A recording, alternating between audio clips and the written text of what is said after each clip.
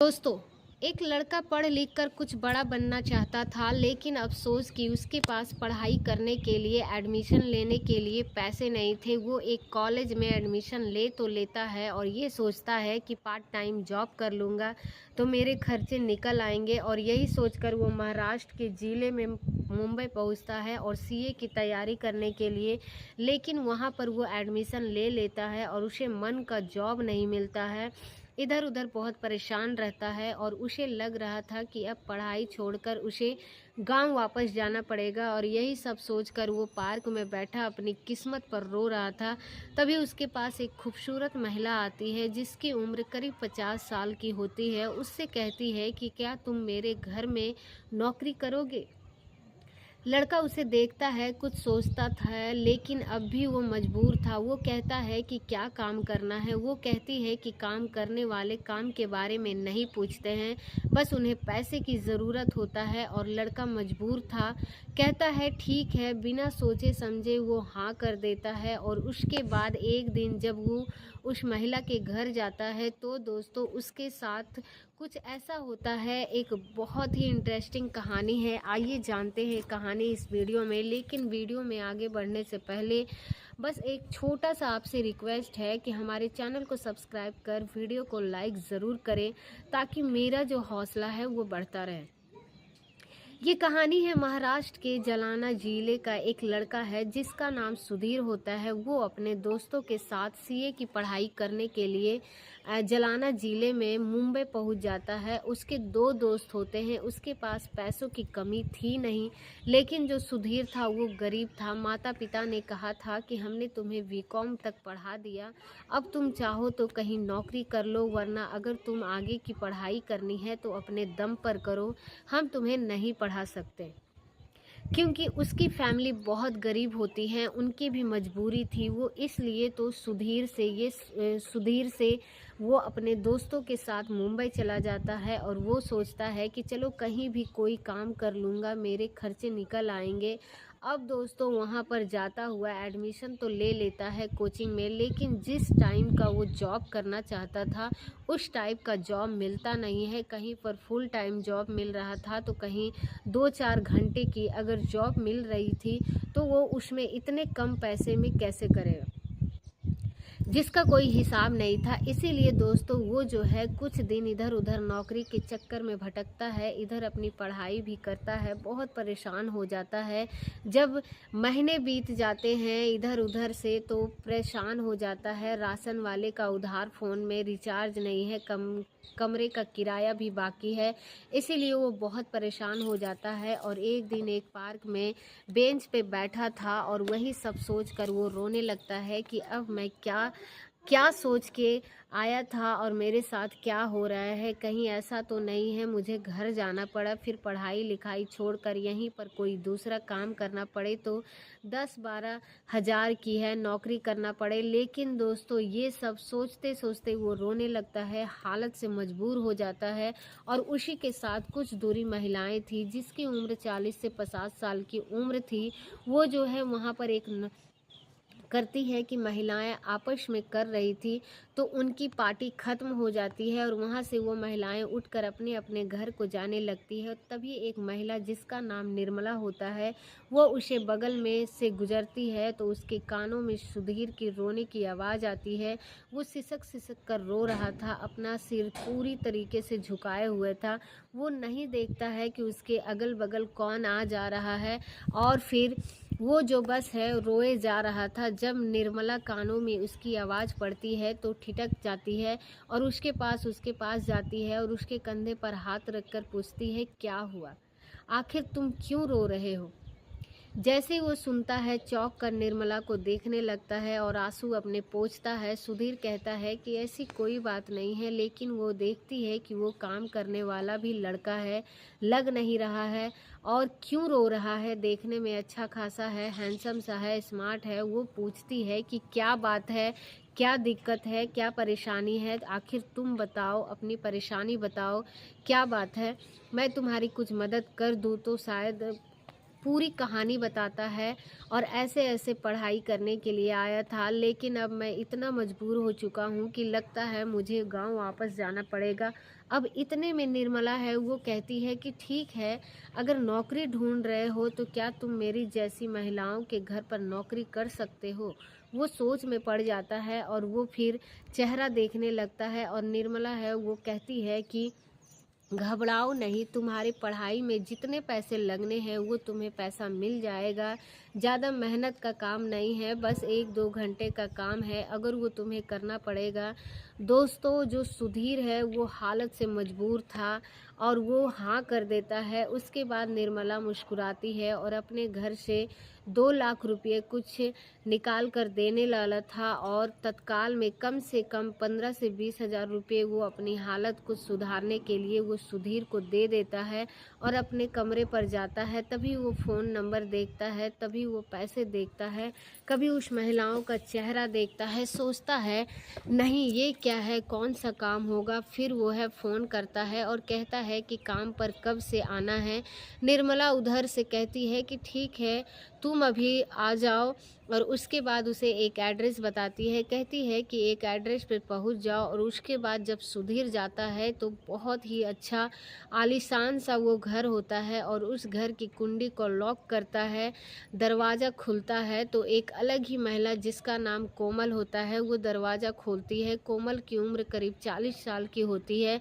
जैसे ही वो दरवाज़ा खोलती है उसको अंदर बुलाती है और वो कहता है कि मुझे किसी ने भेजा है।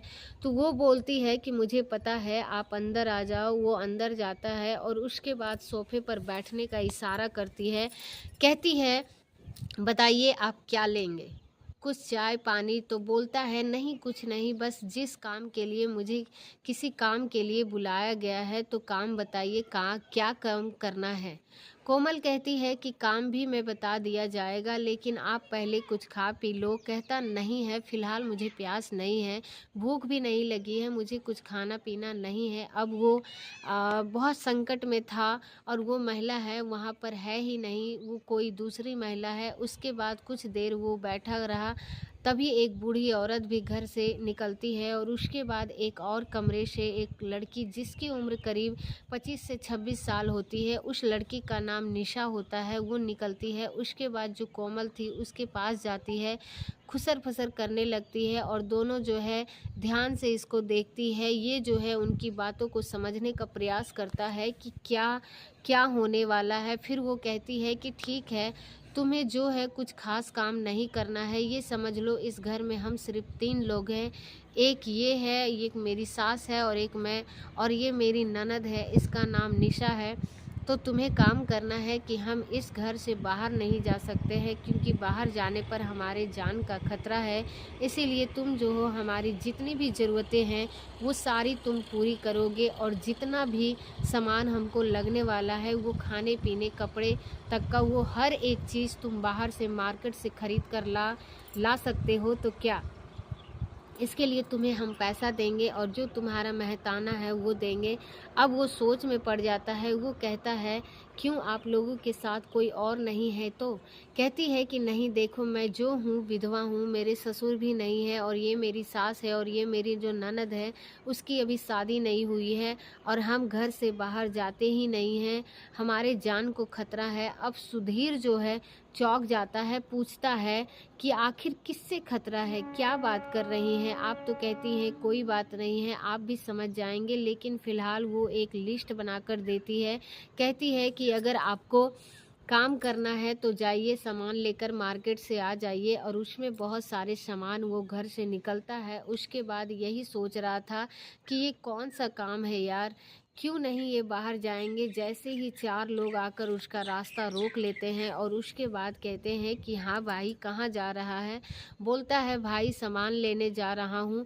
बोलते हैं कि जिस घर में तू आया है आइंदा लौटकर उस घर में मत जाना, वरना हमसे बुरा कोई नहीं होगा। वो बोलता है भाई क्यों आप ऐसी बात कर रहे हो, मैं तो बस नौकरी करने आया हूँ और आपकी मेरे से क्या दुश्मनी है। तो वो कहता है कि दुश्मनी तुमसे नहीं, दुश्मनी किसी से नहीं है, तब हम इंसान को हजम कर जाते हैं। बस यही समझ ले कि अगर तू लौट के आ गया, फिर वहाँ से निकलेगा तो फिर तू सही सलामत नहीं बचेगा, तेरे साथ कुछ भी हो सकता है। इसीलिए बस तू इतना समझ ले कि तुझे उस घर में वापस नहीं जाना है। और वो दोस्तों कहता है ठीक है भाई साहब, मैं नहीं जाऊँगा। उसके बाद वो लोग चले जाते हैं और कहते हैं कि ध्यान रखना, जाना मत। वो आगे चला जाता है। अब वो सोचता है कि क्या करूं, उसे पैसे मिले थे, सामान मिले थे, वो जो है सोचता है मैं जाऊं कि ना जाऊं, ये सामान लूं या ना लूं। फिर वो है जो कोमल को फ़ोन करता है, कहता है कि ऐसी ऐसी बात है, कुछ लोग ऐसे मिले थे, ऐसा कर रहे थे, तो मेरे समझ में नहीं आ रहा है कि मैं क्या करूं। अब कोमल जब उसकी बात सुनती है तो रोने लगती है, कहती है कि ठीक है भैया, जैसी आपकी मर्ज़ी, आप वैसा करें। और सबको अपनी जान प्यारी है, हमारा क्या है, कौन से इस दुनिया में है, कोई बात नहीं, तुम अगर जाना चाहो तो जा सकते हो। अब सुधीर कहता है लेकिन बात क्या है, कुछ बात अब बताइए, आप लोग क्या आखिर परेशानी। तो कोमल जो है वैसे ही रोती रहती है, बात कुछ नहीं है, बस यही है, जो लोग हैं वो हमारा मकान है, इसे हड़पना चाहते हैं, वो माफिया है, गुंडे हैं, बदमाश है, उसका कोई कुछ नहीं कर सकता है। और जैसे ही मेरी पति की मौत हुई, मेरे ससुर की मौत हुई, दोनों एक ही दिन जो है दोनों लोगों की मौत हो जाती है। और उसके बाद जो यहाँ के लोग हैं ये सोचते हैं हम लोगों यहाँ से डरा धमका कर किसी तरीके से भगा देंगे, इसका मकान जो है 10-20 लाख का है, हड़प कर अपने नाम करवा लेंगे। इसीलिए ये जो है हमें धमकी देते हैं और ऐसे ही कमज़ोर लोगों को ये लोग धमकाते हैं जिनका कोई नहीं है होता है। यही बात है, अगर कोई बात नहीं है तो तुम नहीं आना चाहो तो मत आओ। अब सुधीर सोचता है कि यार ऐसा भी होता है इस दुनिया में कि इस तरीके के लोगों को भी परेशान करते हैं। अब कुछ एक बार है, मैं उस घर में जाऊंगा ही। अब वो सामान लेता है और उसके बाद धीरे धीरे करके इधर उधर करके वो चला जाता है और उस घर में फिर वापस चला जाता है। और जैसे उसको ये लोग देखते हैं खुश हो जाती है, चलो कम से कम ये सामान तो आ गया। और जाते हुए डर रहा था कि कहीं वो लोग फिर रास्ते में ना मिल जाए, लेकिन शायद उन लोगों को ये अंदाज़ा नहीं था कि वो लौट कर आएगा, इसीलिए शायद वो नहीं आए होंगे। और वहाँ पर जाता है और फिर कहता है कि मैं तो आ गया लेकिन मुझे बहुत डर लग रहा था। पूछता है कि आखिर आपके लोगों के साथ हुआ क्या था, आपके जो पति थे, आपके जो ससुर थे, कैसे उनकी मौत हुई। तो कहती है कि ऐसा नहीं है, वो लोग शिमला जा रहे थे किसी काम से और खाई में उनकी कार गिर गई तो इसीलिए उनकी मौत हो गई थी। और जैसे ही उनकी मौत हुई तो ये लोग हमारे पीछे पड़ गए। अब दोस्तों बातों ही बातों में अब रात हो जाती है। अब वो कहता है कि मुझे जाना है, मैं जाऊं। कैसे कोमल कहती है कि अगर रुकना चाहो तो यहीं पे रुक जाओ, जब सुबह होगी तो चले जाना। लेकिन उसे सुबह तक कभी अंजाम पता था कि अगर वो जाएगा तो उसके साथ क्या हो सकता है। फ़िलहाल वो कहता है कि कहीं वो लोग घर में आ गए तो मुझे ढूंढते ढूंढते तो क्या होगा। तो वो कहती है कि आप इतना क्यों डर रहे हो, हम तो रोज़ ही इसी डर में जीते हैं। लेकिन फ़िलहाल हमने अपने पैसों से सीसीटीवी वगैरह लगवा रखे हैं, उन लोगों को पता इसलिए है, मेरे घर के तो नहीं आते हैं, इसीलिए घर के बाहर जाते भी नहीं हैं कभी और इसी डर से नहीं जाते हैं। वो कहता है कि पुलिस वगैरह कंप्लेन करना चाहिए। तो वो कहती है कि हम पुलिस में क्या जाएं, हमारे घर के पहले ही 2 लोगों की मौत हो चुकी है, 3 अकेले हैं। और जो मेरे बच्चे हैं दोस्तों, जो कोमल थी उसके 2 बच्चे भी होते हैं, वो किसी रिश्तेदार के यहाँ पर उन्होंने रखा था। कहती है कि यहाँ तक भी लगता है कि हमारे जो बच्चे हैं रिश्तेदार में हैं, कहीं उनके साथ ये लोग कुछ ना कर दें, इसीलिए जो है हम कभी पुलिस वालों के पास ही नहीं जाते हैं, हम जो है बहुत डर लगता है। दोस्तों सुधीर कुछ देर पहले जान ही चुका था कि डर क्या चीज़ होती है, आसानी से समझ जाता है कि उनका दुख और दर्द की। हाँ, शायद इसी वजह से ये लोग बाहर 1-2 साल हो गया, 1-2 साल से हम लोग यहीं रह रहे हैं। अब दोस्तों रात का खाना बनता है, सारे लोग बैठकर खाना खाते हैं। लेकिन बातें हुई, बातों में उसे एक बहुत काम की चीज़ पता चलती है कि ये बात यही थी कि जो लड़की थी, वो निशा थी, वो एक सीए थी। सीए की पढ़ाई वो कर चुकी थी, उसका कंप्लीट हो चुका था और जैसे उसकी पढ़ाई कंप्लीट हुई थी, वैसे ही उसके भाई और पिता की मौत हो गई थी। इसीलिए वो नौकरी वगैरह नहीं कर पाई और घर में डर के मारे उन लोगों की वजह से घर से बाहर भी नहीं निकलती थी, तो घर में ही रहती थी। अब जब निशा सुनती है कि जो सुधीर है वो सीए की पढ़ाई करने के लिए ही आया था मुंबई में जलाना जिले में से, तो वो बहुत खुश होती है और कहती है कि ठीक है, मुझे पता है कि किस तरीके से पढ़ाई की जाती है, मैंने तो कर रखा है, तो मैं तुम्हारी पूरी मदद करूँगी, तुम्हें जो भी कुछ है मैं तुम्हें बता दूँ करूँगी। बहुत अच्छा लगेगा कि तुम पढ़ाई करके कुछ भी कर सकते हो। पढ़ाई के लिए तुम नौकरी ढूंढ रहे हो, अपने गांव से यहाँ तक चले आए हो, तो मुझे पता है ऐसे लोग अच्छे लगते हैं। अब सुधीर भी मन ही मन सोचता है कि अब चाहे जो भी हो जाए, अब मुझे जो है इनकी नौकरी करनी है और इनके घर तो जाना ही नहीं है। कहता है जो भी होगा होने दो। अब दोस्तों उस रात जो है वो सारे लोग बातें करते हैं, कहते हैं, लेकिन जो डर था वो उनको ऊपर हावी था। मन ही मन सुधीर सोचता है कि अगर यहाँ से गया तो पक्का वो मेरा काम तमाम कर देगा। दोस्तों उसके बाद वो जो है अपने दोस्त को फ़ोन लगाता है। उसका दोस्त उसके एक जानकर जो भाई था आईपीएस ऑफिसर होते हैं, वह महाराष्ट्र के अंडर के होते हैं, मुंबई में ही उनकी तैनात होती है और वो उनसे मदद मांगता है। कहता है कि हमारी मदद कर दीजिए, तो परिवार इस तरीके से परेशान है और वो मेरी भी जान को खतरा है। दोस्त कहता है कि यार क्यों नहीं मदद करेंगे, अभी मैं जो हूँ भाई से बात करता हूँ। फिर वो उनसे बात करता है। अब दोस्तों जैसे उसकी परेशानी उन ऑफिसर तक पहुँचती है, वो तुरंत एक्शन में आ जाते हैं और उसके बाद वहाँ से संबंधित थाने पर सूचना भिजवाते हैं और फिर वो पूरा प्लान बनाते हैं कैसे कैसे क्या करना है। 2 दिन का समय मांगते हैं और 2 दिन के अंदर अंदर फिर जब पूरी तरीके से प्लानिंग हो जाती है, फिर वो सुधीर से कहते हैं कि ठीक है तुम घर से बाहर निकलो।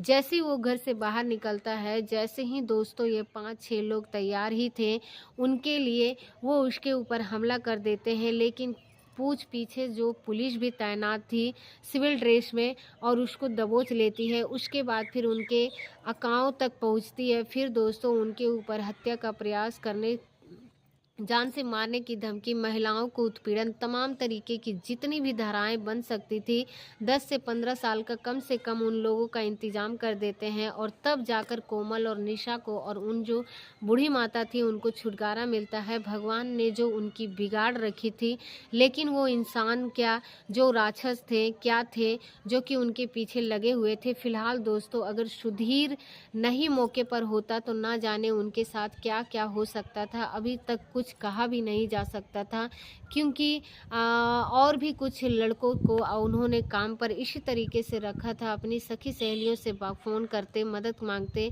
तो लोग किसी तरीके से किसी को वहाँ पर भेजते थे, लेकिन जो उसकी कोई बाहर जाता था तो फिर वापस घर में आता ही नहीं था, वहीं से भाग जाता था। लेकिन सुधीर था दोस्तों जो पढ़ाई के लिए एकदम प्रतिबद्ध था कि चाहे जो भी हो जाए मैं यहाँ पे काम करके अपनी पढ़ाई कंप्लीट करूँगा। दोस्तों उसके बाद जब माफिया लोग जेल चले गए तो निशा जो है अपनी नौकरी शुरू कर दी और उसके पिता जो भी थे वो भी सीए में उनका अच्छा काम किया, बढ़िया उनकी नौकरी थी। लेकिन फ़िलहाल उनकी मौत के बाद परिवार बेसहारा था। उनके बाद दोस्तों सुधीर के रूप में एक नया सहारा उसके घर को मिलता है। फ़िलहाल वो परिवार उसकी मदद करता है। उसने अपनी पढ़ाई आगे पूरी करी, क्योंकि निशा जो है नौकरी करती थी। उसने जो है बोला था कि मैं तुम्हारी पूरी मदद करूँगी और आगे दोस्तों उसका भी सीए में सिलेक्शन हुआ, उसकी पढ़ाई पूरी हुई, आज वो नौकरी कर रहा है। तो दोस्तों ये रही कहानी। आपको कैसी लगी कमेंट करके ज़रूर बताएं और अगर वीडियो आपको अच्छी लगी तो एक लाइक कर दीजिए और अभी तक अगर आपने हमारा चैनल को सब्सक्राइब नहीं किया है तो हमारे चैनल को सब्सक्राइब ज़रूर करें। मिलते हैं ऐसे ही किसी नई कहानी के साथ, तब तक के लिए आप सभी लोगों का बहुत बहुत धन्यवाद।